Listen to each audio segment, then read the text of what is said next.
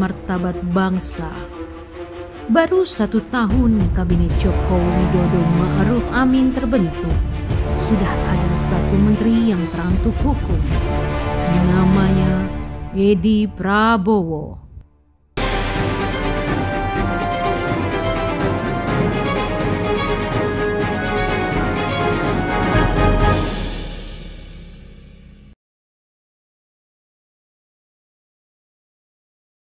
Orang kepercayaan Prabowo Subianto ini dipercaya Jokowi memimpin Kementerian Kelautan dan Perikanan, kementerian yang pada periode 2014-2019 dipimpin Susi Pujiastuti. Edi adalah petinggi Partai Gerakan Indonesia Raya Gerindra. Jabatannya di partai Wakil Ketua Umum.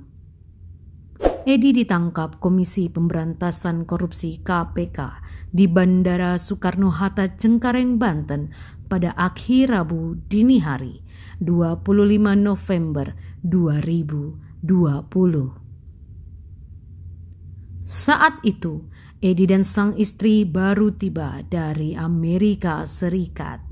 Ia ditangkap KPK atas dugaan kasus suap perizinan ekspor benih lobster Benur. Sebagian dari uang suap miliaran rupiah yang diterimanya sudah digunakan untuk membeli barang-barang mewah di Amerika. Di gedung merah putih kantor KPK, Edi yang mengenakan rompi oranye meminta maaf kepada sejumlah pihak, antara lain kepada Ketua Umum Gerindra Prabowo Subianto dan sang ibunda yang sudah ini saja. Saya juga mohon maaf kepada seluruh keluarga besar partai saya. Saya dengan ini akan mengundurkan diri sebagai Wakil Ketua Umum. Juga nanti saya akan mohon diri untuk tidak lagi menjabat sebagai menteri, dan saya yakin prosesnya sudah berjalan. Saya bertanggung jawab penuh dan saya akan hadapi dengan jiwa besar. Edi juga mohon doa dari wartawan. Ia bilang apa yang dialaminya saat ini adalah sebuah kecelakaan. Kasus Edi pastilah merupakan pukulan telak bagi Menteri Pertahanan Prabowo Subianto. Sebab dalam sejumlah hasil survei Capres 2024, Prabowo menempati peringkat pertama. Prabowo yang sudah 2 kali gagal merebut kursi presiden dan 1 kali gagal merebut kursi wakil presiden berada di atas Gubernur Jakarta Anies Baswedan, Gubernur Jawa Tengah Ganjar Pranowo, Gubernur Jawa Timur Kofifa Indar Parawangsa, dan Ketua DPR Puan Maharani. Kita tentu masih ingat Prabowo Subianto dan Edi Prabowo masuk Kabinet Jokowi Ma'ruf sebagai bagian dari syarat rekonsiliasi pasca Pilpres 2019. Partai politik pengusung atau pendukung Jokowi Ma'ruf terpaksa menerima duo Prabowo ikut mengurus pemerintahan demi menjaga keutuhan Negara Kesatuan Republik Indonesia (NKRI).